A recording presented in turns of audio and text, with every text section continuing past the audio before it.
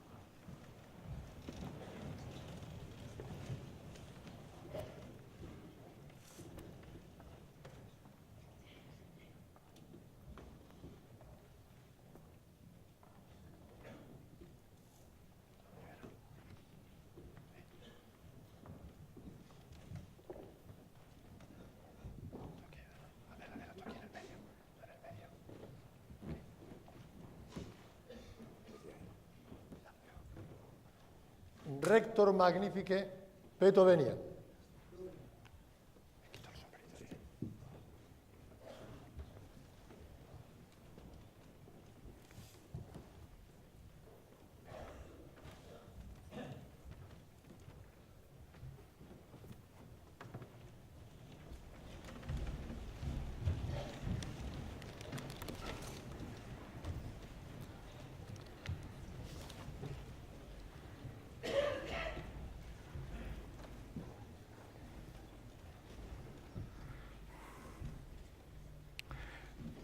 Es para mí un honor inmerecido ser el encargado de la laudatio de la doctora Adela Cortina, catedrática emérita de Ética y Filosofía Política de la Universidad de Valencia. Agradezco sinceramente la excelente acogida que la propuesta de otorgarle el doctorado honoris causa suscitó en su día por parte de diversas facultades, departamentos y centros de esta universidad, y especialmente por el rector magnífico, don Ricardo Rivero. Igualmente, doy las gracias a la vicepresidenta del Gobierno de España, a las autoridades nacionales y locales, a los vicerrectores, docentes, alumnado y familiares que con su presencia apoyan esta investidura. Antes de continuar mi breve intervención, veamos un vídeo sobre el perfil intelectual de la catedrática doña Adela Cortina.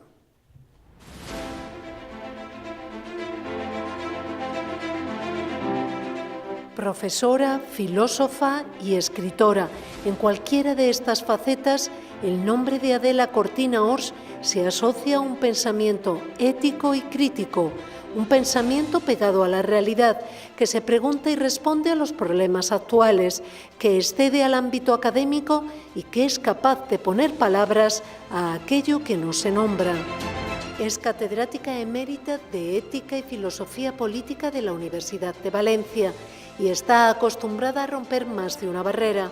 En 2008 se convirtió en la primera mujer que se incorporaba como miembro de número a la Real Academia de Ciencias Morales y Políticas. Ha impulsado varios centros de investigación en Chile, Uruguay o México. Es la directora de la Fundación ETNOR para la ética de los negocios y las organizaciones. La profesora Cortina se ha implicado en organismos académicos y científicos españoles y europeos y ha participado en instituciones judiciales, políticas y de la sociedad civil. Por todo esto ha sido reconocida con numerosas distinciones, 14 doctorados honoris causa. Destaca también el Premio Internacional de Ensayo Jovellanos, el Premio Nacional de Ensayo o la alta distinción de la Generalitat Valenciana. Adela Cortina comparte un pensamiento que habla de responsabilidad por el bien común en la política, de dignidad humana en un entorno digital y tecnológico. Habla de razón dialógica y no de monólogos impositivos. Habla de fobias sociales y claves para combatirlas, de universidades que espoleen la investigación y que vayan más allá del reparto de títulos. El suyo es un gran ejemplo de compromiso ciudadano, de coherencia entre lo que dice, piensa y hace.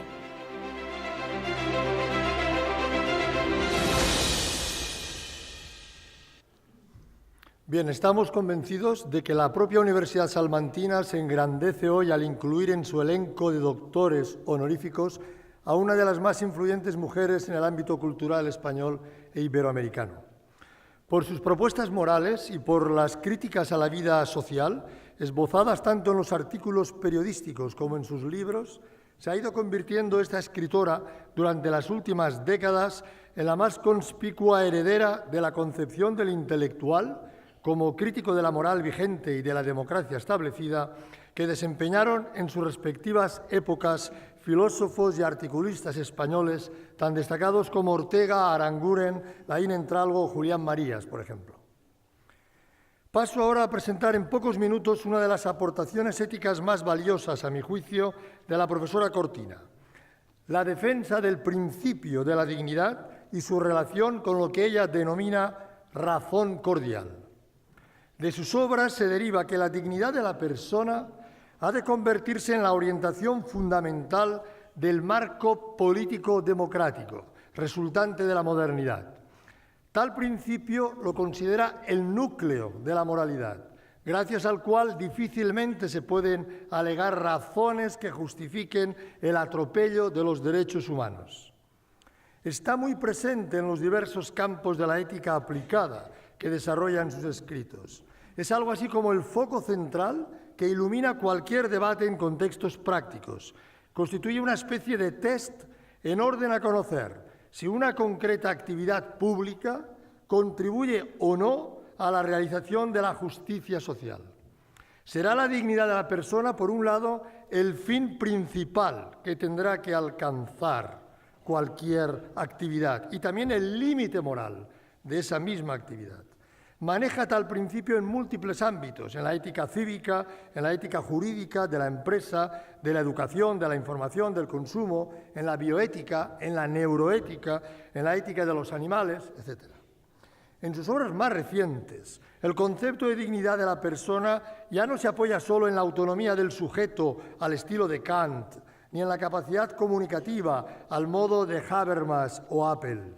La filosofía moral de Cortina ha ido evolucionando con afán de complementar tanto al ilustrado de Königsberg como a sus maestros alemanes desde una perspectiva original y fecunda.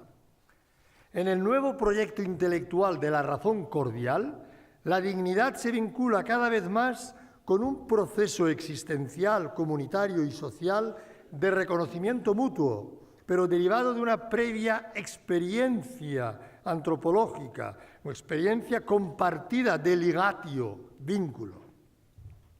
Busca la catedrática construir una ética sensible a las dimensiones emotivas y afectivas que no pueden ser marginadas por la razón filosófica a la hora de explicar las motivaciones y justificaciones de la vida moral, de los complejos ámbitos de la práctica, tanto individual como pública. Es para ella esa especie de reconocimiento cordial o compasivo la raíz del comportamiento moral, de las obligaciones que nos impulsan a buscar la justicia, la solidaridad con el prójimo, especialmente con los que más sufren. Esta experiencia antropológica de estar ligados nos hace percatarnos de que compartimos los humanos el mismo valor, lo cual posibilita reconocernos como dignos de respeto y afecto. De ahí el rechazo a cualquier tipo de instrumentalización de las personas estrechamente vinculadas en su humanidad, mas también en su vulnerabilidad, dependencia y fragilidad constitutivas. Todo ello no emana de una razón lógica y fría, sino sensible a las dimensiones más emotivas de las relaciones interpersonales. Sin esta capacidad de empatía que tenemos los seres humanos, no podríamos entrar en un diálogo, ni asumir las consecuencias de lo acordado, ni ser receptivos a los intereses de quienes por alguna discapacidad grave difícilmente ejercen la competencia comunicativa. Defender el principio de la dignidad como fundamento de los derechos y justificarlo desde la razón carecería de sentido si fuéramos incapaces de estimar, de experimentar algún tipo de ligatio unos con otros. Esta es la tesis antropológico-moral reiterada por la filósofa en sus últimos escritos. Sin la previa estimación o ligazón, los derechos no serían más que convenciones históricas o sociales que en cualquier momento podrían ser ignoradas, meras concesiones del poder político que igualmente cabría anular por diversas circunstancias. Pero no es así. Según la catedrática emérita, los derechos y la dignidad de las personas en que se basan han de ser reconocidos como anteriores a las concretas organizaciones políticas y realidades legislativas. Tales instancias no solo han de garantizar jurídicamente los derechos, sino que en su funcionamiento democrático siempre deben inspirarse y dejarse guiar por ellos. Bien, no quisiera concluir mi intervención sin recordar que la primera vez que me encontré con la profesora Cortina fue durante la tercera semana de ética organizada por la Universidad de Granada en 1983. Estaba yo sentado inquieto en la primera fila de una gran sala repleta de público. Era entonces un joven agregado de filosofía en la enseñanza secundaria, con 23 años. A mi vera, el célebre intelectual José Luis Aranguren, sobre quien redactaba yo en aquella época mi tesis doctoral en torno a su pensamiento ético. Me dijo al oído Aranguren algo así antes de que se iniciara la esperada conferencia. Aún lo recuerdo, 35 años después. Preste usted mucha atención, don Enrique. Aranguren siempre me hablaba de usted, aunque por edad yo podría ser su nieto, pero siempre me hablaba de don Enrique, ¿no? Pero en fin, preste usted mucha atención, don Enrique. La profesora de la Cortina es una mujer intelectualmente superdotada. Acabará siendo una destacada filósofa en nuestro país, ya lo verá con el paso del tiempo. Yo me quedé. Aquel pronóstico arangureniano se ha cumplido con creces, como hoy podemos constatar aquí. Por ello, me embarga la emoción y la alegría en estos momentos, en tan solemne acto académico y lugar histórico. Es sin duda una muestra de excelencia intelectual el hecho de que en su 8º centenario la Universidad de Salamanca de la que formo parte desde hace 3 décadas, esté dispuesta a acoger en su seno como doctora honoris causa la catedrática doña Adela Cortina, nacida en Valencia como yo, en fin, se ha dicho de paso. Es Adela Cortina una de las mujeres filósofas más brillantes con que cuenta nuestro país, mejor dicho, nuestra lengua castellana, a comienzos del siglo XXI. Muchas gracias.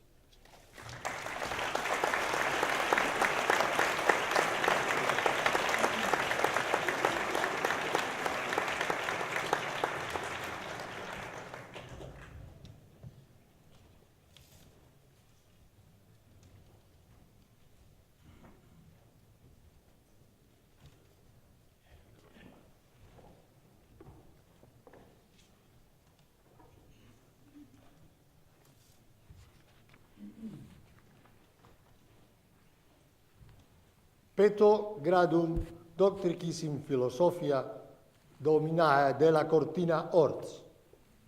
Autoritate mi concessa legibus regni tibi confero gradum doctitris in philosophia et patronus insignia tibi induet et eurum vin explicavit.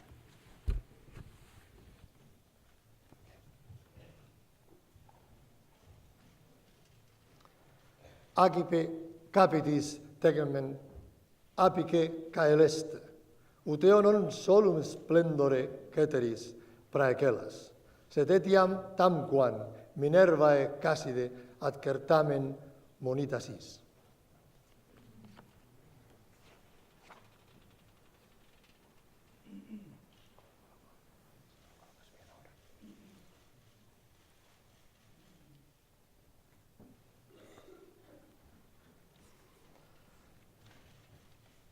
Sapientia tibi hoc annulo in sponsam se ultro offert perpetuo foedere, facta li sponsa te dignam exhibeas.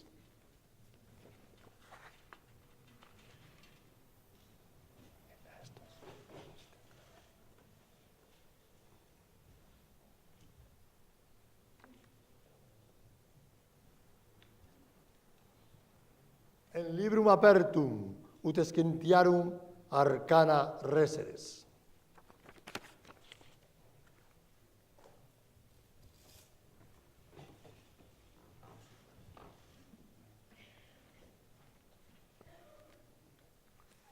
En clausum ut eadem prout oporteat in intimo pectore custodias.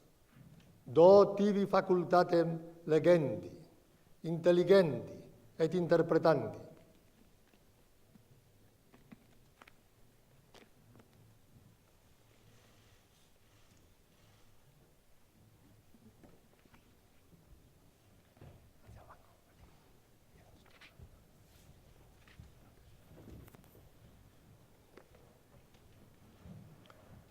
Sede in hac sapientiae cathedra ut inde, doctrina eminens in academia, in foro, in republica doceas, regas, iudices, opituleris.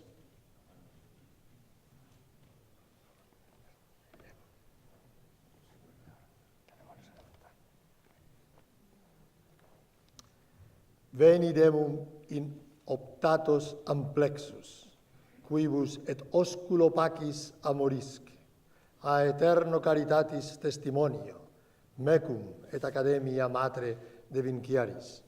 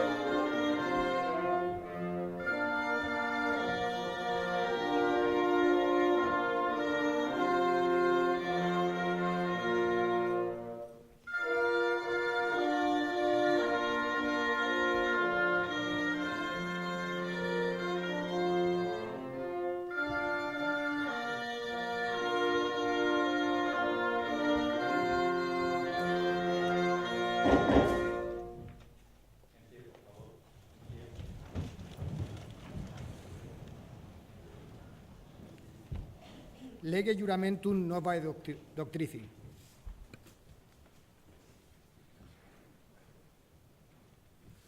Iuras ad crucem et ad sancta Dei Evangelia pertetacta, semper ubicunque fueris iura et privilegia, honorem studi uius universitatis conservare, semper eam iuvare, et in negotiis universitatis et factis consilium, auxilium, et favorem praestare quotiens eris requisita,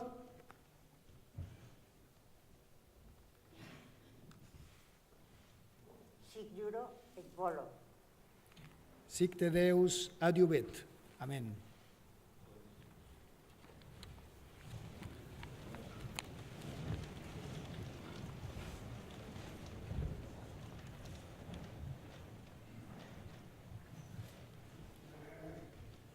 Egregia Domina Adela Cortina Ors, te admito in corporo in collegium doctorum Academiae Salmantinae, cum omnibus honoribus, libertatibus, exemptionabus et privilegius quibus gaudent, et possum gaudere alle similes doctores in filosofia, in salmanticensi studio e vulcem terrarum in orbe.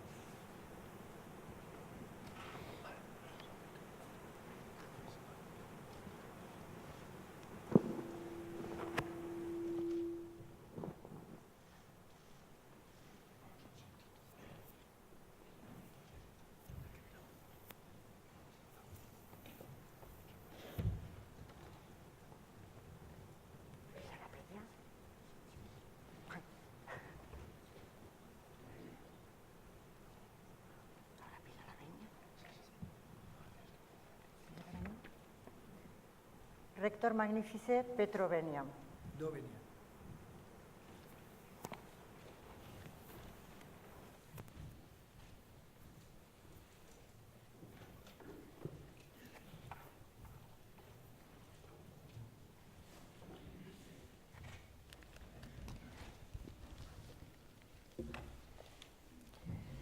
Magnífico señor rector de la Universidad de Salamanca, don Ricardo Rivero, señora vicepresidenta del Gobierno de España, doña Carmen Calvo, autoridades académicas y civiles, claustro de profesores, señoras y señores, amigas y amigos todos. Recibir la invitación para ser investida doctora honoris causa por una universidad es siempre un honor y una alegría, y en este caso por una universidad que goza de la historia y prestigio que durante 8 siglos ha ido atesorando la Universidad de Salamanca. No solo es la más antigua de España e Iberoamérica y una de las más antiguas de Europa, sino que en sus aulas han impartido docencia gigantes de la cultura como Francisco de Vitoria, Fray Luis de León o Miguel de Unamuno, por citar algunos de sus humanistas universales. La conciencia de estar pisando tierra sagrada es inevitable. Mis primeras palabras son pues de felicitación y de profundo agradecimiento. De felicitación por cumplir 800 años tan fecundos. De agradecimiento al claustro de profesores que aceptó la investidura y a las facultades de Filosofía y Derecho que la propusieron, junto con mi colega, pero sobre todo amiga, Victoria Camps. En este tiempo en que las mujeres van asumiendo en la vida pública el protagonismo que les corresponde, tiene un significado muy especial este acto, celebrado en la universidad en que estudiaron las primeras mujeres del mundo, como Beatriz Galindo, e impartieron docencia en un ámbito universitario como Lucía de Medrano. Por si faltara poco, me une a esta universidad desde hace muchos años un vínculo cordial. He venido con frecuencia para participar en actos académicos y cuento en ella con amigos a los que tanto y con los que tanto quiero, por decirlo con Miguel Hernández, como José María García Gómez Heras, Teresa López de la Vieja, Carmen Velayos, Antonia Durán, Manuel Alcántara, Antonio Carbajo, Mariano Álvarez, compañero en la Real Academia de Ciencias Morales y Políticas, desgraciadamente fallecido en octubre pasado, y, cómo no, Enrique Bonete, que no solo ha aceptado hacer esta laudacio, sino que en ella ha empeñado, como siempre, porque no es persona de medias tintas, la vitalidad de su corazón. Le conocí, como él mismo ha recordado, a través de José Luis Aranguren, pero también de Javier Muguerza. nombres que van quedando entretejidos en la propia biografía personal e intelectual como raíz hispana de mi devenir filosófico, junto con la raíz germana de Kant, Apel y Habermas. Es costumbre en estos actos de investidura que la nueva doctora aborde en la lección algún tema ligado a la tradición de la universidad en la que ingresa. Y en este caso las posibilidades son abrumadoras. Por eso me limitaré a uno que de algún modo los congrega a todos por ser transversal: el valor de las humanidades, de las ciencias humanas, para construir sociedades democráticas y la obligación de educar en ellas desde la universidad, prolongando la bien acreditada tradición humanista de la Escuela de Salamanca y de sus sucesores. La cuestión es urgente, porque las humanidades parecen estar en declive tras siglos de esplendor, lo cual es una gran pérdida. Por elegir dos fechas expresivas del auge y de la decadencia, el auge vendría representado por la conferencia de Snow en 1959 sobre las dos culturas y la revolución científica, donde critica la prepotencia de los intelectuales, los humanistas, empeñados en monopolizar el término cultura, como si los científicos nada tuvieran que ver con ella, como si las ciencias compusieran un saber de segunda clase. Y les acusa de ser luditas, de repudiar la revolución industrial, desinteresándose del bien de las personas concretas. El declive de las humanidades vendría claramente expresado 50 años más tarde, en 2009, en el libro de Kagan, Las tres culturas, en el que acumula un conjunto de razones por las que, a su juicio, las humanidades han caído en descrédito. Cuentan con hechos, pero no los describen y explican por causas, por eso no permiten predecir fenómenos futuros y aplicar los conocimientos para resolver problemas. No recurren a un método controlable como el experimental de comprobación de los hechos, que permite alcanzar la verdad a través de la verificación o la falsación, ni tampoco expresan sus resultados mediante un lenguaje objetivo y unívoco. Las humanidades intentan comprender el sentido de los acontecimientos humanos, desentrañar la intención del actuar humano personal y colectivo. Qué duda cabe de que el sentido y la intención son particularmente huidizos y se ven obligadas por ello a recurrir como método al diálogo con las personas y con los textos, lo cual requiere una gran dosis de hermenéutica que difícilmente permite garantizar predicciones para el futuro. Por si faltara poco, un buen número de mujeres y de minorías cultiva las humanidades, lo cual parece a Kagan un síntoma de decadencia. Y a ello se añade que en tiempos de posmodernidad, los profesionales de las humanidades declaran que no existen métodos propios de este tipo de saberes, ni tampoco un vocabulario específico. Cosa a todas luces falsa, porque, como bien dijera Ortega, estos saberes específicos de lo humano, que con el tiempo recibieron el nombre de moral sciences, o bien morals, en el mundo anglosajón, ciencias morales y políticas en el mundo francés y en el hispano, Geisteswissenschaften frente a las Naturwissenschaften en el mundo germano, proporcionan un conocimiento estricto, aunque no exacto. Trabajan con hechos, pero no se limitan a ellos, sino que tratan de articularlos desde el sentido, que es la materia inteligible en el mundo humano. Y cuentan con métodos específicos en la línea de la comprensión, del Verstehen, pero también empíricos. Cuentan con tradiciones y un rico vocabulario. Ciertamente, de los tres intereses del conocimiento de los que hablaron más tarde Apel y Habermas, es el interés por interpretar y comprender, el interés que abre el ámbito de la intersubjetividad, el que mueve el saber humanista, y no el interés por dominar. Y en eso reside su grandeza, en reforzar el paso del yo al nosotros, del individualismo abstracto al reconocimiento mutuo concreto. No son, pues, razones como las mencionadas las que pueden explicar el declive de las humanidades, sino una causa que aparece explícita o implícitamente en la bibliografía sobre el tema y en la vida cotidiana. Las humanidades, se dice, no incrementan el Producto Interior Bruto de las sociedades e incluso se llega a afirmar que por eso mismo no influyen en su desarrollo y son saberes inútiles. ¿Pero es esto verdad? ¿Son saberes inútiles? Así parecen reconocerlo no solo los detractores, sino también un buen número de defensores de las humanidades, con la diferencia de que estos últimos atribuyen su grandeza a su inutilidad, a la utilidad de lo inútil, por decirlo con el título de Nuccio Ordine. Recogiendo textos de los clásicos de la filosofía y la literatura, Ordine distingue entre dos tipos de utilidad: la que produce beneficios económicos, que sería la que interesa a nuestras sociedades de mercado y a los gobiernos, y la que nos hace mejores. El ejemplo de un museo o de un yacimiento arqueológico resulta ilustrativo, ya que pueden ser fuente de ingresos, pero su existencia no debe estar subordinada al éxito económico, sino que se debe preservar para que los disfrute la colectividad. Recordando las hermosas palabras de Hölderlin, "Was bleibt aber, stiften die Dichter", pero lo que permanece lo fundan los poetas. Sin duda, en esta apelación a saberes que se buscan por sí mismos, resuenan las palabras seminales de Aristóteles, recordando que la filosofía primera es la ciencia suprema precisamente porque no es productiva. Es pues evidente que no la buscamos por ninguna otra utilidad, sino que así como llamamos hombre libre al que es para sí mismo y no para otro, así consideramos a esta como la única ciencia libre, pues esta sola es para sí misma.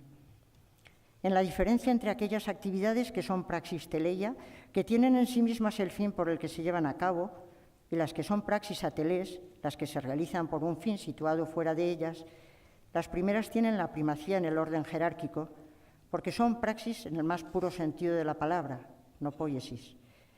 Por eso, refiriéndose a la filosofía primera, dirá Aristóteles que todas las ciencias son más necesarias que esta, pero mejor, ninguna. La concepción aristotélica de las ciencias libres es la que ha servido de marco a los saberes que se buscan por sí mismos, pero ni Aristóteles habla de dos tipos de utilidad, ni hacerlo ayuda a entender la naturaleza de las humanidades. A mi juicio, conviene reservar el término utilidad para las actividades cuyo valor procede del hecho de servir para otras cosas y recurrir al término fecundidad para los saberes que valen por sí mismos y precisamente por eso promueven la formación de las personas, el cultivo de la humanidad. No en vano, John Stuart Mill tuvo que dedicar el segundo capítulo de su libro El utilitarismo a esclarecer el significado del término utilidad por la dificultad de aplicarlo a placeres de tan distinto género que incluso la analogía resultaba insuficiente.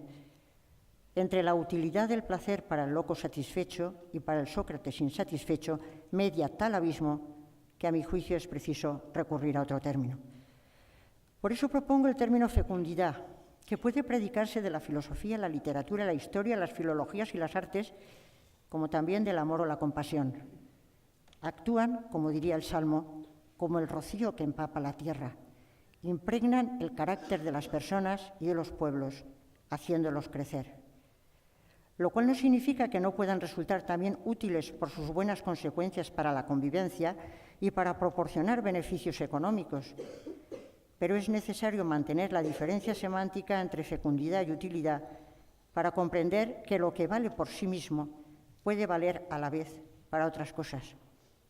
Como expresa, aplicado a las personas, la formulación kantiana del imperativo del fin en sí mismo, obra de tal manera que trates a la humanidad, tanto en tu persona como en la persona de cualquier otro, siempre al mismo tiempo como un fin y nunca solamente como un medio. Se comporta racionalmente quien aprecia en sí mismo lo que por sí mismo vale, aunque tenga también una utilidad que no es inteligente despreciar. Convendría entonces matizar posiciones como la de Martha Nussbaum, que en su texto Sin fines de lucro, como en todos los de este género, critica la avaricia de un mundo global movido por el afán de lucro, en el que se hace necesario defender las humanidades porque no persiguen el beneficio y por eso mismo son un oasis indispensable para el desarrollo de la humanidad y las democracias. A mi juicio, sin embargo, los cuadros esquemáticos suelen ser falsos por su ausencia de matices. En nuestras sociedades hay móviles de las conductas muy diversos. A pesar de Hirschman, el interés más fuerte no es único. De ahí que sea oportuno acudir a propuestas como la de Rensburg en su libro monumental A New History of the Humanities, en el que defiende que las humanidades también han contribuido al progreso económico y han resuelto problemas concretos. A juicio de Bode, lo que sucede es que se han escrito muchas historias de la ciencia, destacando sus logros para el bienestar de la humanidad, pero no se han escrito historias de las humanidades en su conjunto. Si conociéramos la historia de las humanidades, nos percataríamos de que sus visiones han cambiado el curso del mundo, lo cual, a mi juicio, es sin duda un síntoma claro de fecundidad. Pero además muchas de esas concepciones han tenido aplicaciones muy concretas que han permitido resolver problemas. Un sinfín de descubrimientos ha cambiado la historia, como el de Panini hacia el 500 a.C., de que el sánscrito está basado en una gramática, lo cual contribuye al desarrollo de los primeros lenguajes programados muchos siglos después, por no hablar del crucial descubrimiento de la piedra de Rosetta. Pero como la historia de las humanidades no se conoce, se adjudican al haber de las ciencias un conjunto de descubrimientos que proceden del campo humanístico. Por eso, el afán por distinguir y separar ámbitos que se refleja en los planes de estudios y en los campus universitarios es un conjunto de actos administrativos sin ningún reflejo en la realidad epistemológica. La interdisciplinariedad es constitutiva del conocimiento humano. Como bien sabían los creadores de la Universidad Humboldt de Berlín, la racionalidad humana es única, sea en su uso teórico, práctico o técnico, y su unidad transparece en los distintos campos del saber, desde la filosofía, que es como un metasaber. Es pues necesario recuperar la unidad del saber y potenciar las humanidades por dos razones al menos. Porque son útiles en el sentido de que proporcionan beneficio económico, han sido y son fuente de innovación, tal como hoy se entiende el término, porque ofrecen soluciones para problemas concretos que se traducen en transferencia del conocimiento al tejido productivo. Y porque son fecundas, porque diseñan marcos de sentido que permiten a las sociedades autocomprenderse y orientar cambios hacia un auténtico progreso y propician el cultivo de cualidades sin las que es imposible alcanzar la altura humana a la que las sociedades democráticas se han comprometido. De esta utilidad y fecundidad que en la realidad se dan entreveradas, nos ocupamos a continuación, empezando por la utilidad.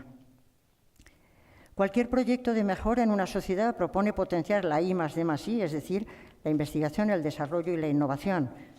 Según la Estrategia Europa 2020, esta última es indispensable para lograr un crecimiento inteligente, sostenible, inclusivo. La innovación es una síntesis de invención y mercado. Si inventar es generar una nueva idea, la innovación consiste en plasmar esa idea en productos o procedimientos que permiten introducirla en el mercado con éxito, es decir, permiten venderla. Se utiliza esa expresión, ponerla en valor, que a fin de cuentas significa hacerla lo suficientemente atractiva como para que alguien la compre y, si es posible, plasmarla en un soporte informático. Ciertamente ha existido y existe una importante innovación en humanidades. Se transfiere conocimiento humanístico al tejido socioeconómico para hacerlo competitivo. En el campo de la cultura, productos cinematográficos, discográficos, audiovisuales, editoriales.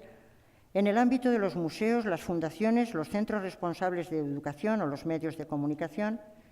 En el mundo de la arqueología, en relación con empresas de la construcción y la rehabilitación del patrimonio que necesitan expertos en arte y paisaje. En el ámbito del turismo, fundamental para el Producto Interior Bruto de muchos países como en el nuestro, o en el de los sistemas de medición en educación. Las humanidades son, pues, productivas en el sentido habitual del término, contribuyen directamente al aumento del Producto Interior Bruto de los países, una contribución que crecerá día a día. Con todo, no es esta su principal aportación al progreso en humanitas, sino la que vienen desempeñando desde sus orígenes al crear marcos de autocomprensión de la humanidad, marcos fecundos que han cambiado la historia del mundo y es preciso transmitir a través de la universidad. Como hicieron en su momento los humanistas de la Universidad de Salamanca, Francisco de Vitoria, Domingo de Soto, Martín de Azpilicueta, Tomás de Mercado o Fray Luis de León. Teólogos, juristas y filósofos preocupados sobre todo por problemas morales, por problemas éticos de la vida social, que nos legaron una herencia de la que sin duda vivimos. Aquellos humanistas que se preguntaban por la licitud de la usura, por el precio justo, por los préstamos y los intereses, no se encuentran en los orígenes de la economía moderna, como reconoció Schumpeter, pero también de esa economía ética que hoy cristaliza en los objetivos del desarrollo sostenible. Quienes reflexionaron sobre los derechos humanos desde el justnaturalismo y defendieron el derecho de los indígenas a la vida, a la propiedad y a no ser obligados a la conversión, ¿no anticiparon la Declaración Universal de Derechos Humanos de las Naciones Unidas, que este año cumple 70? Esa declaración constituye la más acabada fenomenización de las aspiraciones morales del mundo moderno. Y no resuenan en ella las palabras que Antonio Montesinos dirigía a los conquistadores españoles en el célebre sermón del Domingo de Adviento de 1511. ¿Estos no son hombres? ¿No tienen ánimos racionales? ¿No sois obligados a amarlos como a vosotros mismos? Esto no entendéis, esto no sentís. Quienes debatieron sobre la guerra justa, el derecho de gentes, la obligación de la paz, abriendo el camino del derecho internacional, no estaban anticipando creativamente esa sociedad cosmopolita que es necesario construir desde la hospitalidad para que ningún ser humano quede excluido. La polémica en torno al libre albedrío y el determinismo surgida en el ámbito teológico no se ha reproducido en la economía, la psicofisiología, la genética, hasta llegar hoy a versiones neurocientíficas que con tanto acierto trabajó Mariano Álvarez en su discurso de ingreso a la Real Academia de Ciencias Morales y Políticas.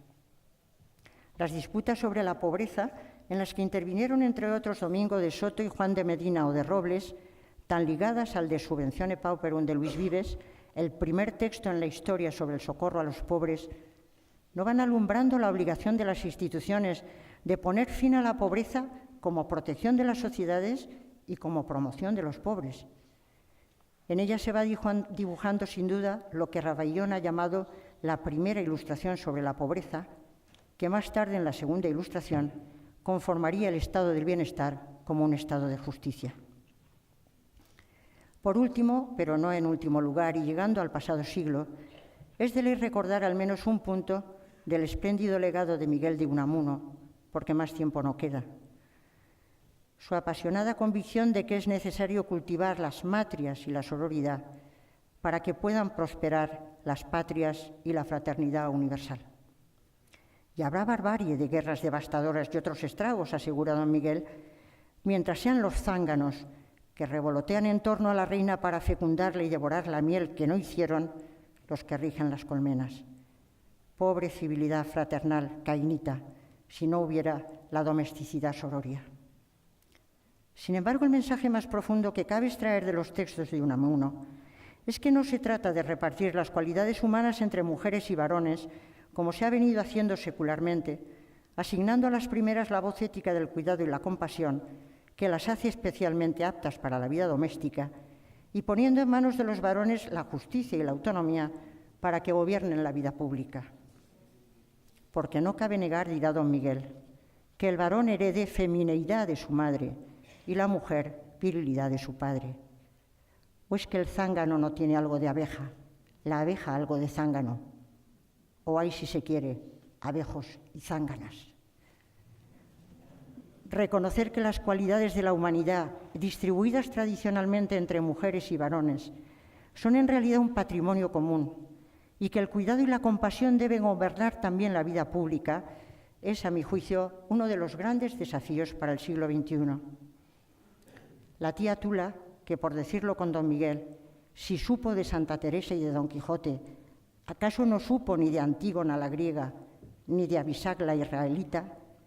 Es símbolo de esa ética del cuidado, esa ética del corazón, que vincula razón y sentimientos y hoy deberíamos extender también a la vida pública. Formar en la compasión, en la capacidad de ser con otros y comprometerse con ellos, es a mi juicio la clave irrenunciable de la formación humanista que una universidad debe ofrecer en el siglo XXI. Esto es, al menos, lo que he ido aprendiendo a lo largo de una biografía, que ha ido creciendo poco a poco, con ese amplio número de gentes con las que comparto la convicción de que merece la pena empeñarse en la tarea de construir razones fundadas para la esperanza. A partir de ahora confío en contar en este empeño con los nuevos amigos y amigas de esta universidad que hoy tienen la generosidad de contarme entre sus miembros. Muchas gracias.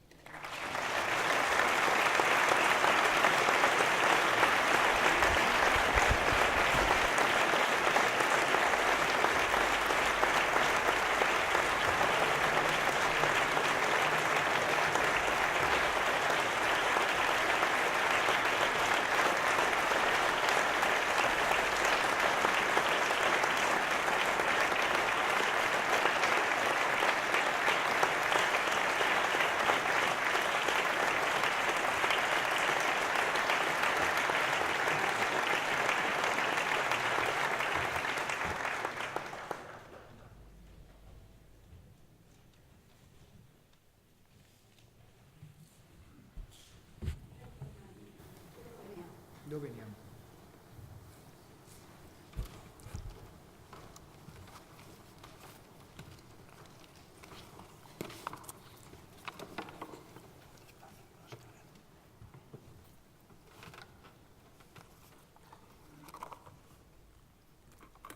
Señor rector magnífico, señora vicepresidenta del Gobierno, doctora Camps, doctora Cortina, autoridades, integrantes del claustro y de la comunidad universitaria, doctores y doctoras de otras universidades que hoy nos acompañan.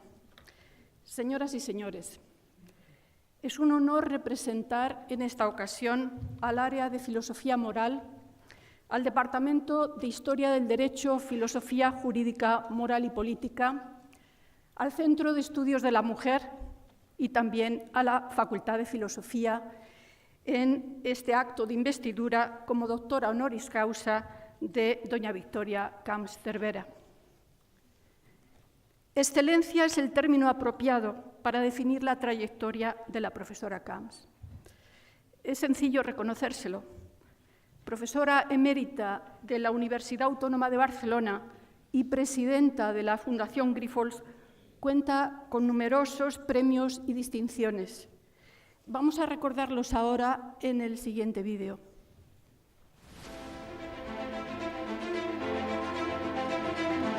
Para Victoria Camps Cervera, el pensamiento siempre ha de estar al lado de las preguntas, de las dudas y de los ideales de emancipación. Esta catedrática emérita de Filosofía Moral y Política de la Universidad Autónoma de Barcelona piensa y escribe filosofía y pone el acento en su dimensión práctica, en la justicia como virtud central de la ética.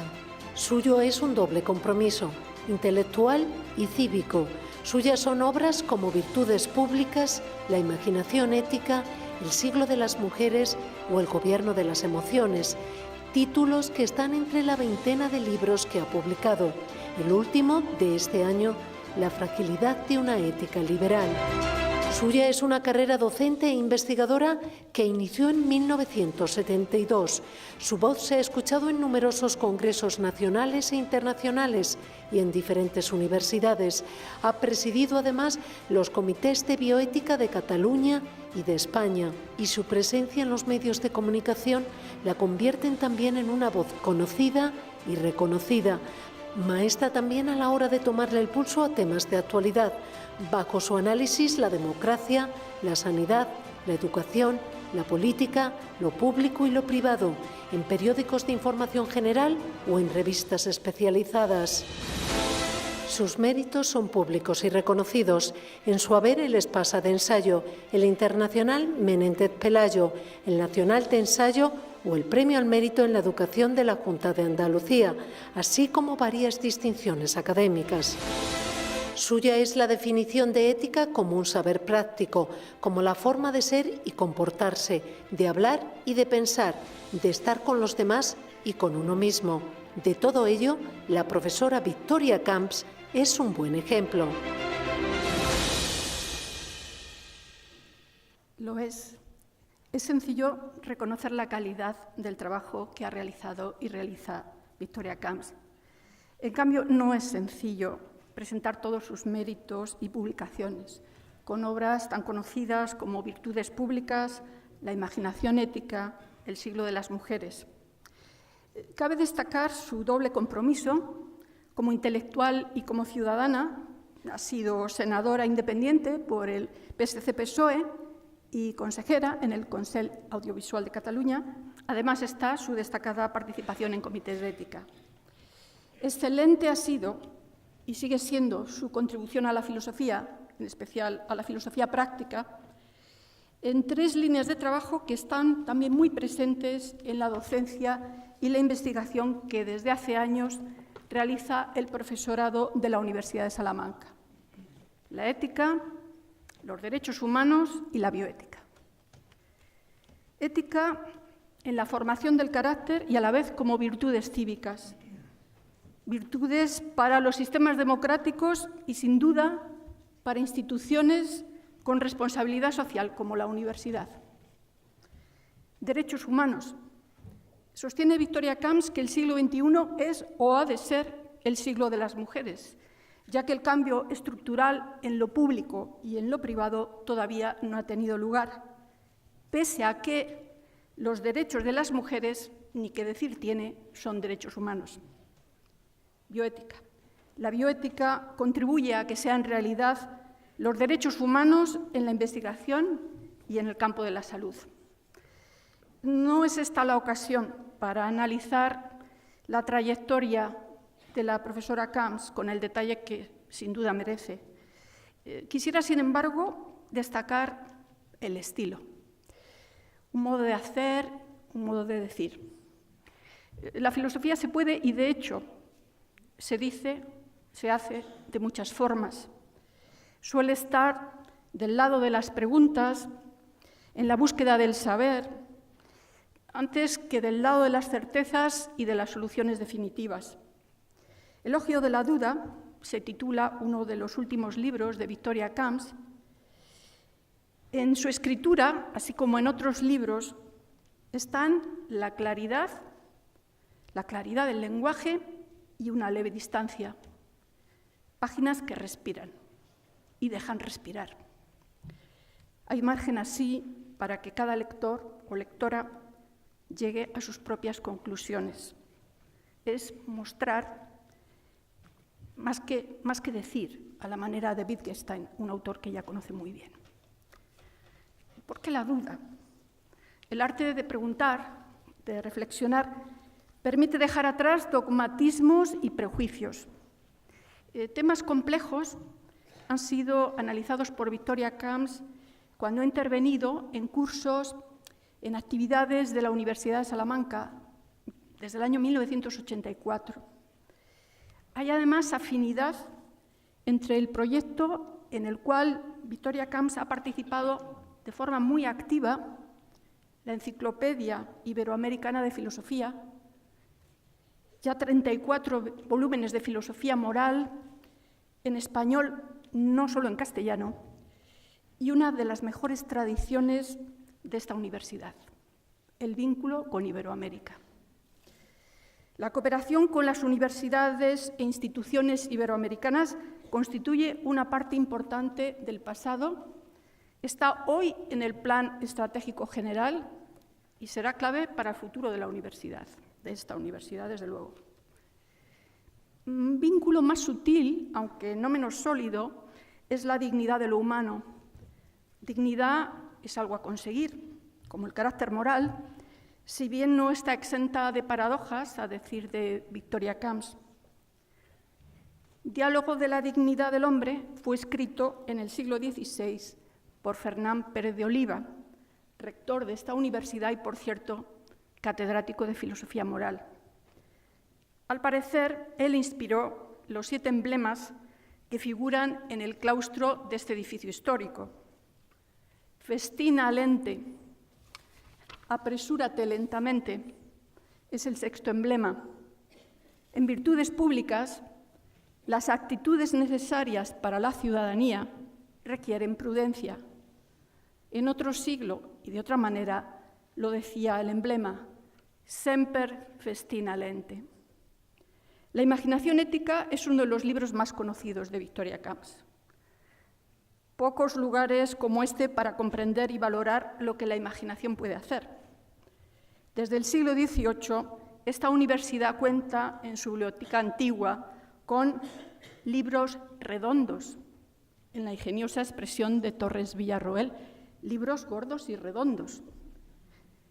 El siglo de las mujeres es otra invitación de Victoria Camps a realizar cambios estructurales, a innovar. El siglo XXI ha de ser el siglo de la igualdad real de oportunidades en lo público y lo privado. Es esta una celebración especial, en un año también muy especial para la universidad. Hace 800 años se fundó el Estudio General y hace 10 años se aprobó el Plan de Igualdad entre Mujeres y Hombres de la Universidad de Salamanca. Hasta ahora, 3 mujeres han recibido el doctorado honoris causa, entre ellas Santa Teresa, y allá por el año 1922. Imaginemos que de hoy en adelante se reconocerá como se debe la contribución de quienes tienen iguales merecimientos, los mismos, que los doctores de este estudio salmantino. Imaginemos, en fin, que los próximos 800 años serán de calidad y excelencia, con mujeres y hombres en pie de igualdad. Festina lente, festina. En consecuencia, señor rector magnífico, solicito sea reconocida doña Victoria Camps como doctora honoris causa. Muchas gracias.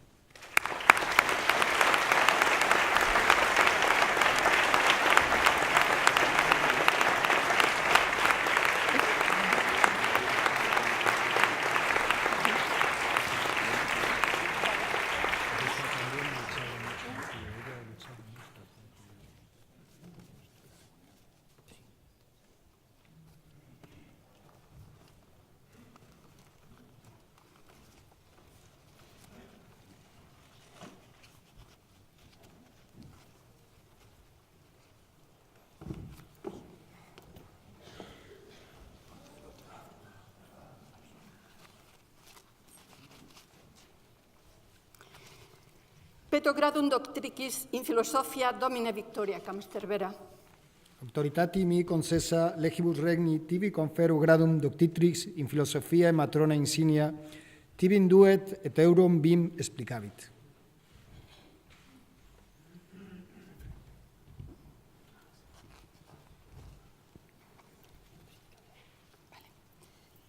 Accipe capitis tecmen apice celeste, ut eo non solum splendore ceteris, precellas, sed etiam tanquam Minerva casside acertamen munitasis.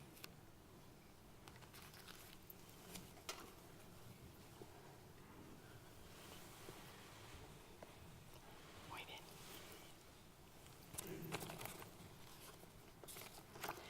Sapientia tibi hoc nullo insponsans se ultra offer perpetuo fodere. Fac talis sponsa tec digna exhibias.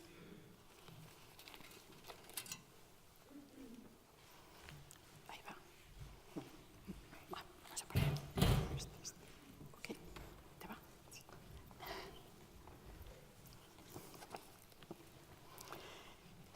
El librum apertum usentiarum arcana reseres.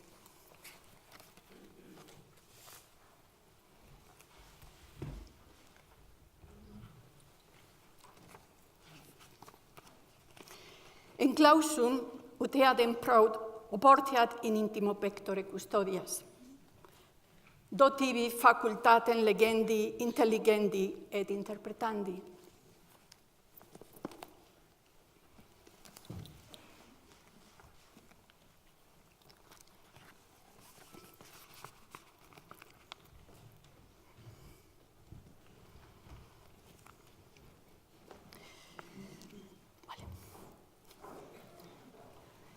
Venidemum in optatus amplexus. Vale. Sede in ac sapientia cathedra ut in de doctrina eminens in academia in foro in republica doceas regas iudices opituleris.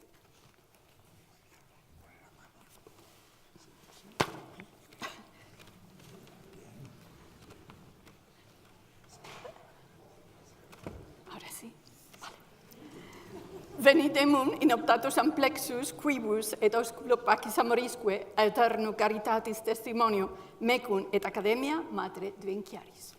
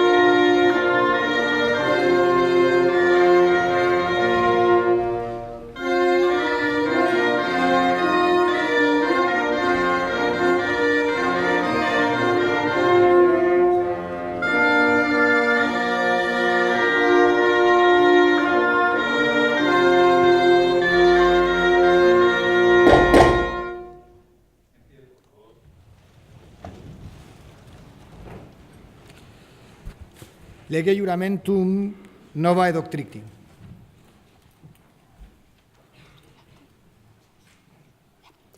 Iuras apud universitatis senatum semper ubicunque furis iura et privilegia honorem studin huius universitatis conservare semper eam iuvare et in negotis universitatis et factis consilium auxilium et favorem praestare quotidiens eris requisita.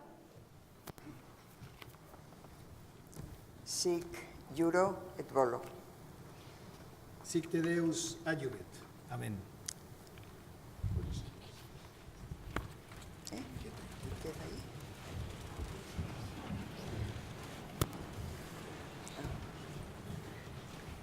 Egregia Domina Victoria Camps Cervera, te admito e incorporo in collegium doctorum academiae Salmantinae, cum omnibus honoribus libertatibus exemptionibus privilegius cubius gaudent et passum gaudere alis similes doctores, in filosofia in Salmanticensi studio en ubiquum terraum nord.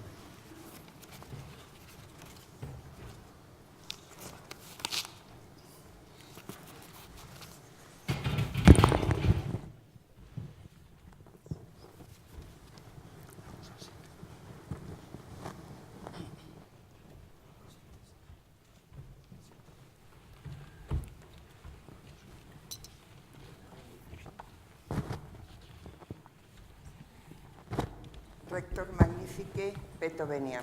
Do venia.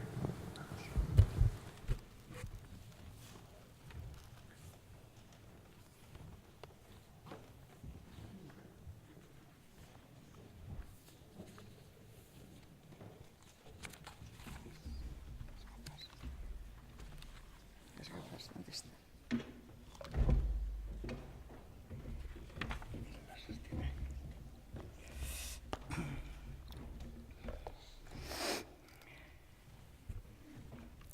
Magnífico rector, señora vicepresidenta del Gobierno, autoridades académicas y civiles, colegas, querida Adela Cortina, amigas y amigos.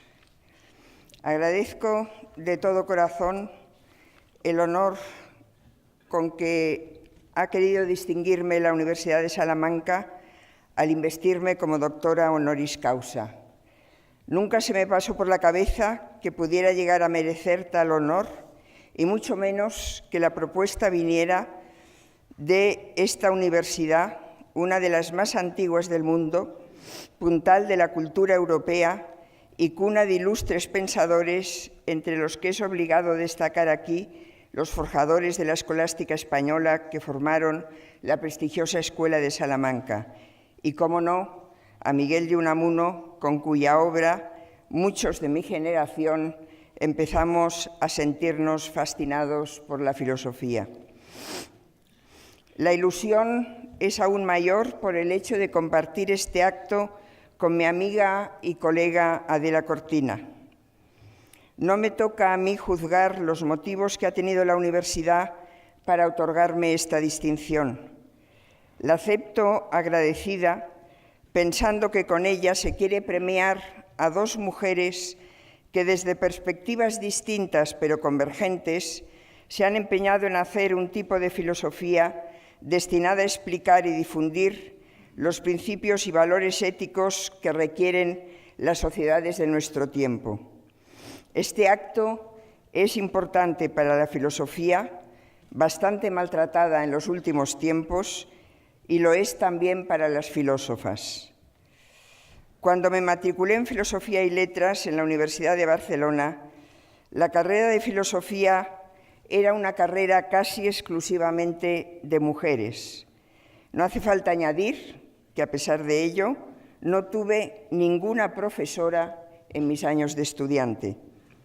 La situación ha cambiado bastante y está casi normalizada, pero falta dar el salto de ese casi, y por eso son bienvenidos todos los gestos, especialmente desde las instituciones, que ayuden a superar esa barrera.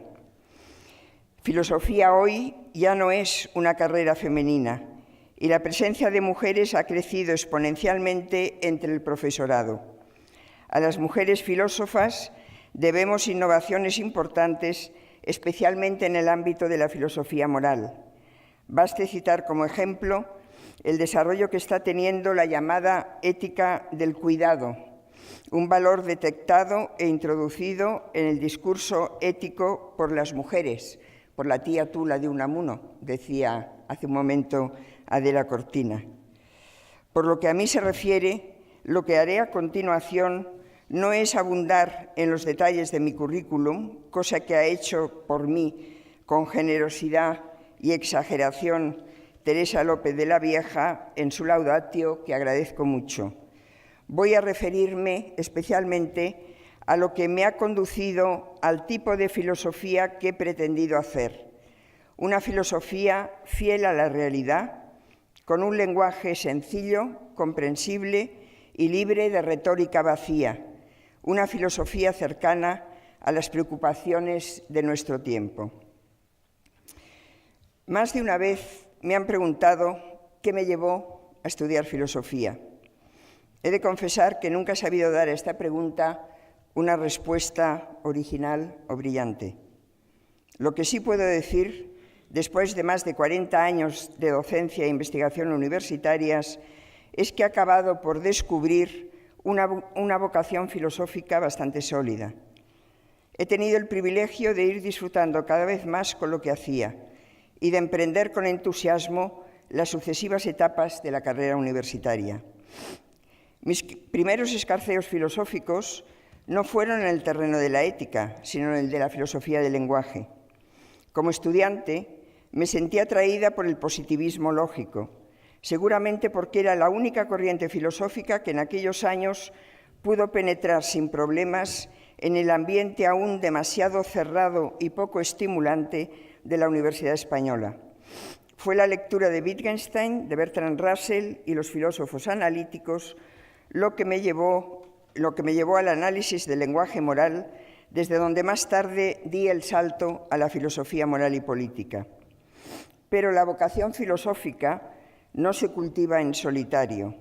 En mi caso, han sido varios los que puedo considerar maestros que me han ido acompañando, influyendo y convenciendo, tanto para que no desistiera de proseguir en la senda de la filosofía, como para que me asentara en el área más concreta de la filosofía práctica. Quisiera recordar aquí, entre los profesores que más aprecié en mi época de estudiante, a Francesc Gomà, a José María Valverde, a Alfonso Álvarez Volado y a Manuel Sacristán, que me orientó en el campo de la lógica matemática. Más adelante, la figura de Aranguren y la de su discípulo más directo, Javier Muguerza, fueron decisivas para encaminarme hacia la ética y la filosofía política. Debería nombrar aquí también a los muchos colegas que me han acompañado desde las distintas universidades españolas y en especial desde la de Salamanca. La lista es demasiado larga, sin embargo me permito mencionar a los dos profesores salmantinos que por cuestión de edad he tratado durante más tiempo, mis queridos amigos Miguel Ángel Quintanilla y José María Gómez Heras, este último artífice del espléndido departamento o sección de Filosofía Moral y Política de esta universidad. Los filósofos tenemos una manía muy específica de nuestro gremio, que consiste en preguntarnos qué hacemos al hacer filosofía o qué tipo de filosofía deberíamos hacer para que el interés en ella no decaiga y se extienda más allá de la academia. La pregunta no es inocua en general, pero pienso que es obligada cuando el ámbito de la filosofía en que una trabaja es el de la reflexión ética o política. Por abstracto que sea el género filosófico, pienso que tiene poco interés si no es posible conectarlo con la realidad que nos preocupa. Hume decía que la parte de la humanidad que se dedica a una actividad intelectual puede dividirse en dos grupos, el de los doctos y el de los conversadores. Los primeros, decía, son quizá más sabios, son rigurosos y eruditos, trabajan en solitario y escriben largos tratados que luego casi nadie lee. Los conversadores, por su parte, son más sociables, algo más superficiales y tienden a hacer reflexiones que afectan a los asuntos humanos. Para ello necesitan conversar con sus prójimos, relacionarse con otras personas y cultivar el trato social. En lugar de tratados, escriben ensayos, con un lenguaje más llano y comprensible para sus contemporáneos, sean o no sean filósofos. No sé si pertenezco a alguna de las dos especies que diseñó Hume. Me temo que a ninguna de las dos. Lo que es cierto es que he procurado acercarme al grupo de los conversadores.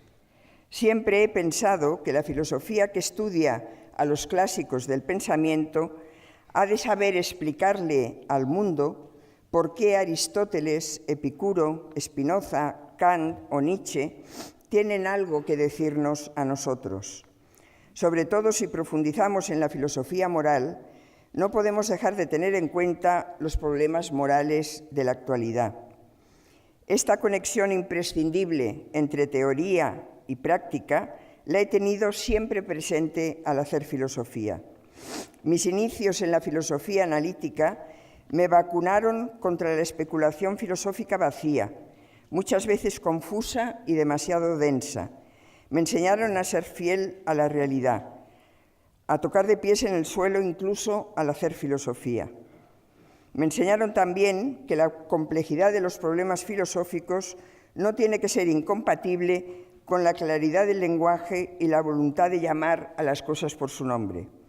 Ese carácter pragmático lo desarrollé en mi tesis doctoral sobre la pragmática del lenguaje y creo que me ha servido de guía al escoger el marco en el que iba a moverme para pensar la ética.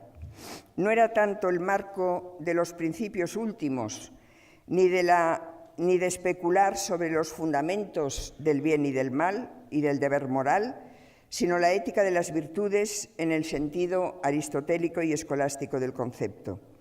Entender la ética como la formación de una personalidad moral siempre me pareció el marco más fértil para poder explicar las insuficiencias éticas y también políticas que hoy nos preocupan. La relación entre la teoría y la práctica es un problema muy presente en los que para mí han sido los dos grandes puntales del pensamiento ético, Aristóteles y Kant. En la Ética Nicómaco, Aristóteles dice que su objeto no es analizar la esencia de la virtud, sino hacer personas virtuosas. Pues de no ser así, el estudio de la ética no sirve para nada. Kant, al final de la fundamentación de la metafísica de las costumbres, se pregunta por qué lo que en teoría aceptamos y concebimos como racional deja de funcionar en la práctica. Dicho en términos más vulgares, el problema de ambos filósofos es el de la motivación moral, es decir, la falta de motivación general para actuar correctamente. ¿Cómo hacer que la norma moral nos mueva a actuar, nos obligue de verdad? Tanto Aristóteles como la teología medieval buscaron la explicación a este interrogante en la debilidad de la voluntad, debilidad atribuida, en el caso del pensamiento cristiano, a la naturaleza pecadora del ser humano. Más tarde, el pensamiento secular, separado de la religión, busca la explicación en otro lugar, en el componente emotivo o pasional del individuo, pues, como dijo Hume, no es la razón lo que nos mueve a actuar, sino el sentimiento. Desde tal perspectiva, me interesó analizar cuál era el lugar de las emociones en la ética, idea que desarrollé en el gobierno de las emociones con el propósito de explicar que aprender a gobernar las emociones es la tarea de la ética. En los últimos 50 años, la ética ha desarrollado un ámbito de reflexión nuevo que recibe el nombre de ética aplicada. La bioética, por una parte, y la ética de la empresa, por otra, han liderado un giro cuyo objetivo es introducir la reflexión filosófica en la práctica de las distintas profesiones. Ante la complejidad y la incertidumbre de los avances tecnológicos o de fenómenos como la globalización, muchas disciplinas echan de menos un análisis y una aproximación a problemas hasta ahora inéditos, problemas que van más allá de lo puramente científico y para los que hay que buscar soluciones no estrictamente jurídicas. La filosofía tiene una misión importante en ese terreno y no debería dejar pasar ese reclamo, que en definitiva no es nada más que la necesidad de dar paso a la reflexión, a la discusión y a ponderar las posibles consecuencias de los avances científicos y técnicos. Seguramente una de las vías de recuperación de las humanidades, y en especial de la filosofía, es la de prestar atención a esas preguntas que no encuentran respuesta en la ciencia y que, sin embargo, como reconoció Wittgenstein, son las preguntas más importantes de nuestra vida, las que se plantean qué debemos hacer y cómo debemos vivir. En este orden de cosas, la ética viene focalizando su atención desde hace unos decenios en el campo de las ciencias de la salud, que ofrece un sinfín de posibilidades de curar o mejorar la calidad de vida de las personas. Pero mejorar no tiene un significado unívoco. Vivir más años no siempre significa vivir mejor. El ideal de vida saludable no es ni debe ser el mismo para todas las personas. La bioética puso de relieve en su carta fundacional, el informe Belmont, que además de preocuparse por no hacer daño y por procurar el mayor bien de las personas enfermas, la medicina debe respetar la autonomía del paciente y atender a las exigencias de la justicia distributiva. En definitiva, gracias a la evolución de la ética aplicada, la ciencia y la filosofía han vuelto a acercarse la una a la otra, después de un distanciamiento que las ha mantenido separadas en los 2 últimos siglos. Ahora la ciencia y la filosofía vuelven a encontrarse en busca de razones y argumentos que ayuden a establecer los criterios de una ciencia y de una práctica responsable. No son solo las ciencias empíricas que tienen que ver con problemas que afectan a la calidad de la vida humana las que han suscitado el interés de la filosofía. Son muchos los interrogantes que se plantea el mundo actual relativos a varios sectores. Por ejemplo, los que plantea una economía dominada por mercados financieros, donde los intereses económicos de unos pocos determinan el destino social de muchos, o el de una política cada vez más distanciada de la ciudadanía, que alienta la confrontación, que persigue réditos electorales y se muestra incapaz de llegar a consensos constructivos, o la dificultad cada vez mayor de utilizar el lenguaje como instrumento de entendimiento mutuo y no de polarización, o la incapacidad de abordar con humanidad los movimientos migratorios, por no hablar del cambio producido por la extensión e influencia de las redes sociales, que ha revolucionado el mundo del trabajo y del pensamiento, el mundo del consumo y el de relacionarnos los unos con los otros, con todas las ventajas e inconvenientes que este cambio trae consigo. Ante todo ello, es absurdo alentar un pensamiento apocalíptico. La filosofía sale al paso, no para dar soluciones, que no ha sabido darlas nunca, sino para hacer lo que dijo Bertrand Russell, que siempre ha hecho la filosofía, un ejercicio de escepticismo.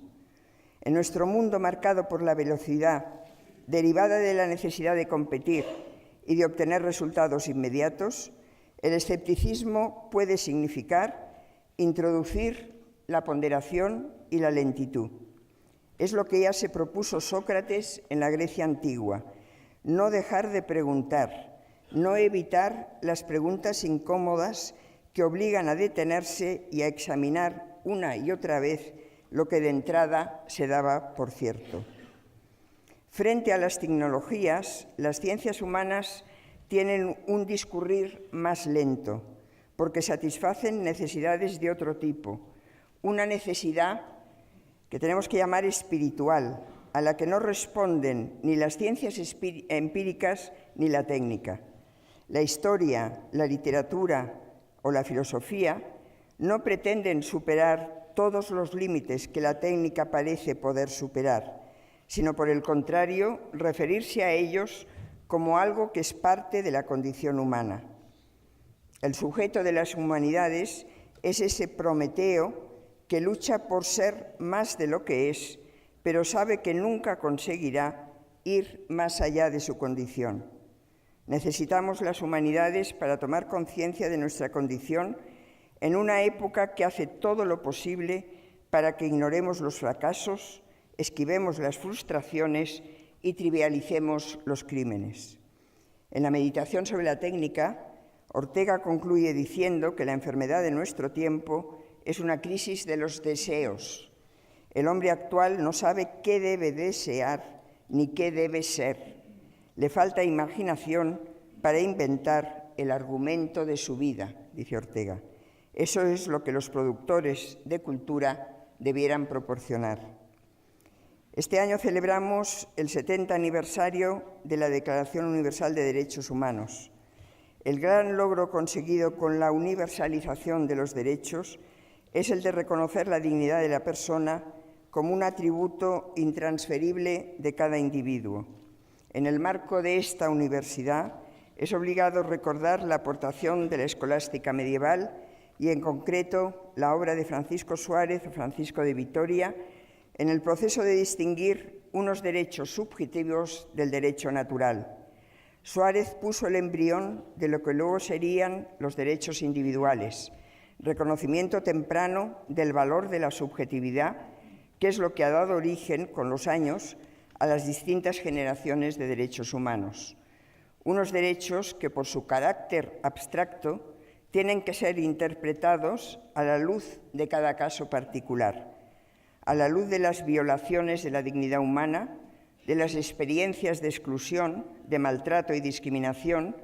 Tenemos que plantearnos la reformulación de los derechos e incluso la necesidad de introducir quizá derechos nuevos que amparen una protección efectiva de la dignidad humana. Hace unos días tuvo lugar en Salamanca un encuentro de rectores de todo el mundo para discutir el papel de las humanidades en la enseñanza superior.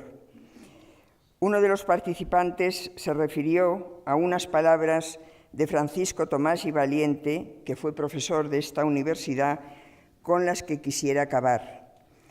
Dicen así: hay que proclamar con orgullo que esta es una institución en la que desde hace siglos se piensa sin condiciones ni límites. En ella se aprende a dudar metódicamente y se investigan conocimientos aparentemente inútiles, sin los cuales, sin embargo, no habría ciencia ni cultura ni vida humana de verdad. Suscribo cada una de estas palabras. En ellas reconozco modestamente el impulso que me ha movido a ocuparme de la filosofía y ponerla al servicio de la universidad y de los intereses de la sociedad. No sé hasta qué punto lo habré conseguido, pero sí que sé que lo he intentado. Muchas gracias.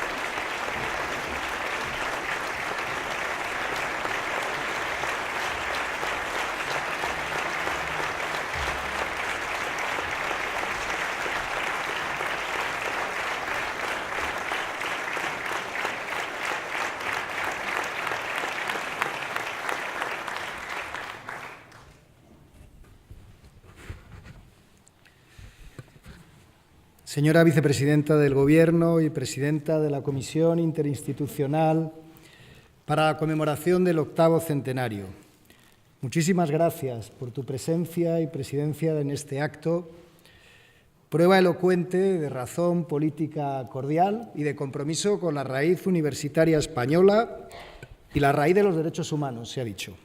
Señora delegada del Gobierno en Castilla y León, señora secretaria de Estado de Igualdad, señor alcalde de Salamanca, autoridades, doctoras Adela Cortina y Victoria Camps, doctor Enrique Bonete, doctora Teresa López de la Vieja, doctoras y doctores, amigas y amigos.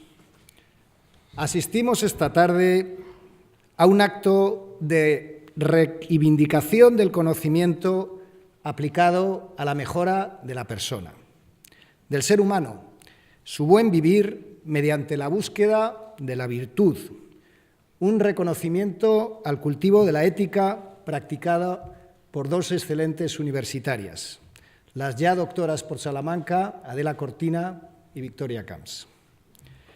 Esta celebración, además, primera del 2018, con el ceremonial de honoris causa, traslada un mensaje de equidad, entendida en el sentido de dar a cada una lo que merece en función de sus méritos o condiciones, porque vuestras trayectorias paralelas son admirables en docencia, en investigación y en compromiso social. Que haya transcurrido más de una década desde que nuestro estudio dedicó por última vez hasta el día de hoy este rito de ensalzamiento a una mujer pone de manifiesto la brecha que aún es preciso, obligado compensar en una revolución inacabada, la que debemos impulsar juntos desde todas las instituciones. Recuerdo en este año, en este acto, a doña Gloria Begué, primera catedrática y decana de una facultad de Derecho, y a todas las profesoras que han asumido y siguen asumiendo notables responsabilidades en la raíz pionera de un sistema universitario español que aún debe perseverar en la irrenunciable igualdad de género, la igualdad real. Por fin, gracias a vuestra distinción, casi doblamos el número de honoris causa a grandes personalidades, mujeres de nuestra historia, pues Santa Teresa de Jesús no pudo disfrutarlo en vida. Sois la tercera y cuarta investidas ante mujeres y hombres que integramos una comunidad académica solidaria. La primera estudiante, la primera profesora, se ha dicho, la primera decana, nuestros estudios de género, de máster y doctorado, y sobre todo la convicción de que la defensa de la dignidad humana, característica de esta universidad, incluye la memoria de las invisibles y la celebración del talento proyectado de tan grandes académicas. Y lo afirmamos en este Paraninfo, que ha presenciado instantes épicos de nuestra historia remota y reciente, momentos en los cuales nuestros antecesores de Vitoria Unamuno, se han mencionado ambos, personificaron los mejores valores de la Universidad de Salamanca, hoy acrecentados por vuestras aportaciones a la ética.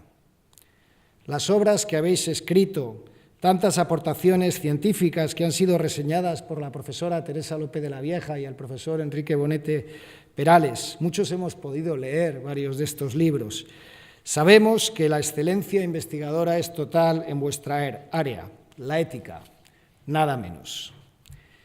¿Y por qué existe la ética? ¿Para qué existe la ética? ¿No podríamos vivir siguiendo nuestras tendencias naturales, aceptando un pálpito innato en la conducta? ¿Es posible concebir la persona sin directrices de comportamiento? La ética nos ayuda a progresar culturalmente en el proceso de civilización, cuyo sentido pasa por la coordinación de las conductas humanas, sus comportamientos e implicaciones, promoviendo un actuar escrupuloso. ¿Puede la ética hacernos mejores personas? Sin duda. Podría incluso cambiar la mente, propiciando consecuencias sobre el perfil cognitivo de los individuos, favoreciendo orientaciones tan necesarias, más consideradas hacia los demás. ¿Qué hará mejor nuestra sociedad? ¿Serán las nuevas tecnologías, los algoritmos de las matemáticas, la gestión masiva de los datos que amenaza nuestra intimidad? Sin incurrir en tecnofilias o tecnofobias, conviene recordar que solo la acción del ser humano puede realizar el verdadero progreso. Porque la ética nos puede ayudar a promover una sociedad empática, permitiéndonos relacionarnos con otros, también los otros, ayudándonos a decidir mejor y protegiéndonos cuando pensemos o actuemos desde la disidencia. Es posible hacerlo si partimos de la libertad personal y la colaboración social. Para ello, deberíamos estudiar los modos de incorporar a la educación y también a la educación universitaria elementos de desarrollo de la inteligencia social, transformando la mentalidad individualista extrema y favoreciendo comportamientos cooperativos. También habríamos de propiciar la apertura de las mentalidades a la comprensión de la alteridad.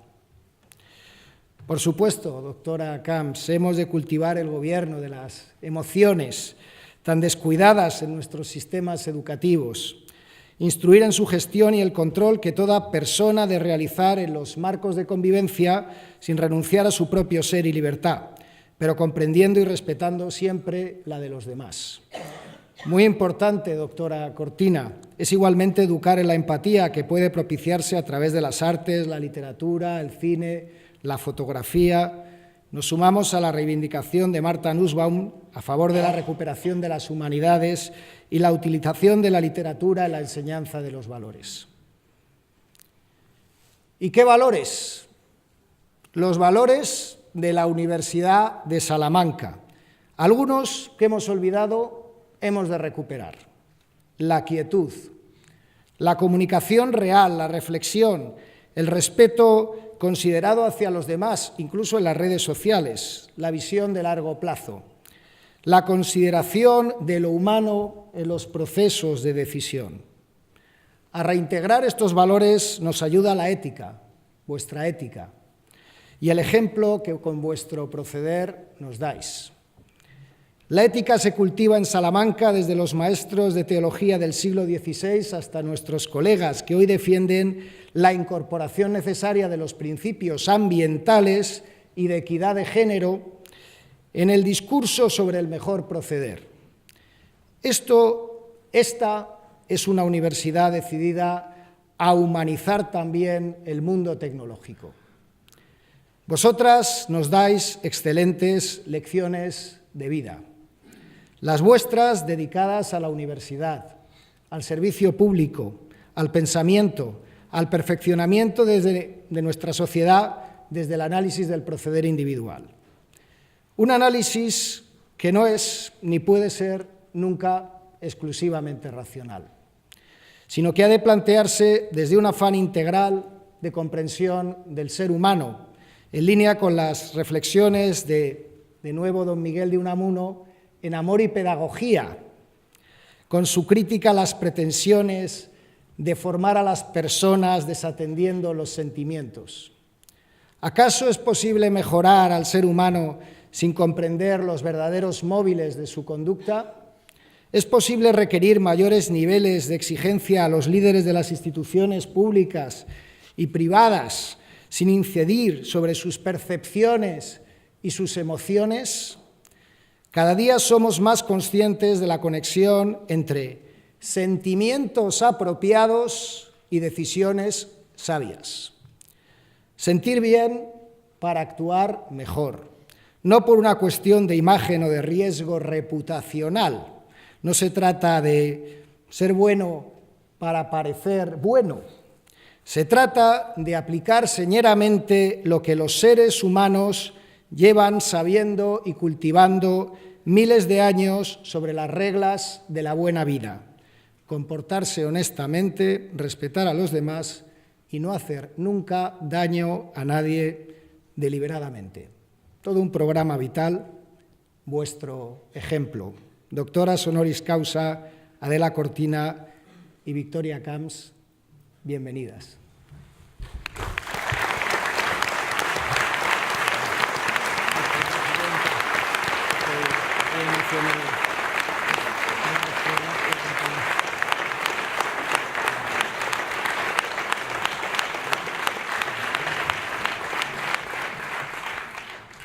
Rector magnífico de la Universidad de Salamanca, claustro de la universidad, doctoras Cortina y Camps, autoridades civiles y militares, amigos y amigas. Hace poco más de 25 días yo era miembro de otro claustro, el de mi universidad, de Córdoba, y estaba en mis aulas explicando la Constitución a mis alumnos. Hoy estoy aquí en representación de todos los hombres y las mujeres que formamos parte de nuestro país y de esta historia luminosa de los últimos 40 años de democracia, y lo hago de una manera oportuna. Este era el sitio, el lugar y la hora en la que quería estar. Quería estar en una universidad que es el alma mater de las universidades españolas iberoamericanas, en sus 800 años de existencia y abriéndole las puertas a Victoria Camps y a Adela Cortina. La Universidad de Salamanca las honra, pero ellas honran a la Universidad de Salamanca hoy también. En ellas nos sentimos reflejadas, muchos hombres, pero sobre todo muchas mujeres, que hemos aprendido de ellas la dignidad de nuestra condición de ciudadanas, la dignidad de nuestra condición de mujeres en las sociedades libres y en nuestra democracia. Siento que hoy las represento a todas, a las lectoras y a las mujeres que hemos sabido cruzar con paso firme nuestra vida en nuestro país gracias a lo que ellas nos han aportado. Estaba segura de que venía a recibir 2 lecciones y eso es justo lo que he recibido. Estamos en una universidad pública.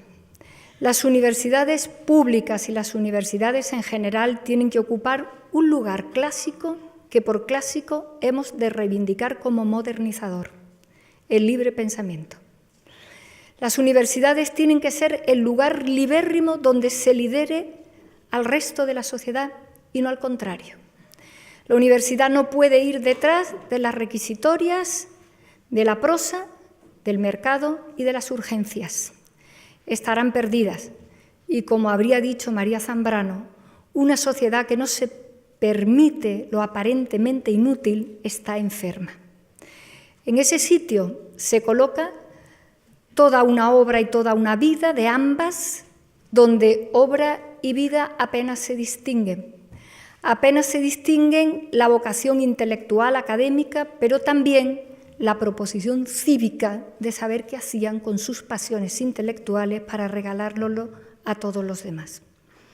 Hoy estamos aquí en este momento, estimado rector luminoso, gracias por tu invitación, donde una sociedad se siente también en una dimensión importante perpleja. Las mujeres hoy nos sentimos perplejas e inseguras con alguna decisión de nuestros tribunales, pero también hoy aquí en Salamanca con ellas nos sentimos firmes. Firmes en los derechos que nos corresponden, firmes en la mitad de todo el poder que nos pertenece. Aún así, este gobierno pretende que la política se parezca más a la vida y menos al poder. Por esta razón, admirada doctora Cortina, admirada doctora Camps, necesitamos que por edad, por dignidad y por gobierno, vosotras sigáis emitiendo luces. Luces de inteligencia y de compromiso en una sociedad que va peligrosamente rápido. La violencia es muy rápida. Los afectos, las bondades y las virtudes son más lentas. Necesitamos parar y pensar, pero no para perder oportunidades, sino justamente para saber manejarlas con inteligencia. Esas son las lecciones que vosotros dais, que las 2 habéis dado, con una vida y con una obra que hoy reconoce la Universidad de Salamanca para bien suyo, querido rector. Quería estar aquí por estas razones y porque por estas razones siento que represento a muchas mujeres. Y también porque necesitamos pelear, y esa es justo la palabra, pelear por la rehumanización de una sociedad que se nos escapa entre las manos. Necesitamos saber que la ciencia nos pertenece y no a la inversa, y necesitamos saber cómo reflexionar para ejercer esos controles. En definitiva, necesitamos más y mejor democracia. No se va a hacer sin las cualidades, sin las virtudes. Hemos de conseguir ponerlas de moda, que las virtudes coticen en la bolsa de lo que está bien y de lo que está mal. Al fin y al cabo, como decía Victoria Camps, para entendernos todo, las cosas al fondo son sencillas. Y en esa sencillez es donde queremos que este país luzca los mejores valores y los luzca en Europa y en el mundo. Nosotros formamos parte como lugar de Europa, pero también es nuestro destino, y en ese destino hay muchas cosas que decir. Y muchas de ellas no las encontraremos en la pelea política, ni en la discrepancia legítima, ni en la única manera de ser diversos, que es previamente ser iguales. Las encontraremos en la filosofía, las encontraremos en la ética, las encontraremos en el espíritu, las encontraremos en tantos espacios que el mercado rápido y con estilete a veces considera que son peligro y, sin embargo, son las puertas que se nos abren. Me siento muy honrada, rector, por tu invitación a la que he acudido sin ningún tipo de vacilación. Me siento muy honrada por ser una entre muchas que han seguido a Adela Cortina y a Victoria Camps. Y estaba aquí solo para agradecerlo en nombre de tantas y en nombre de todos. Gracias.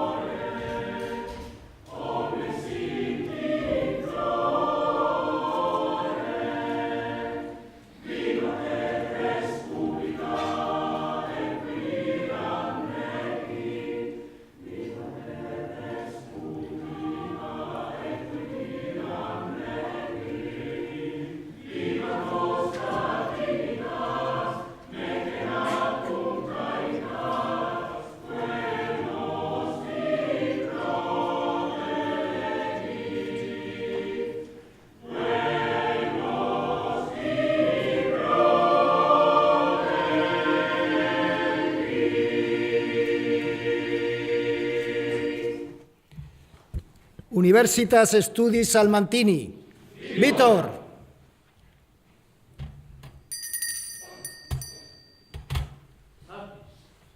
El acto ha concluido.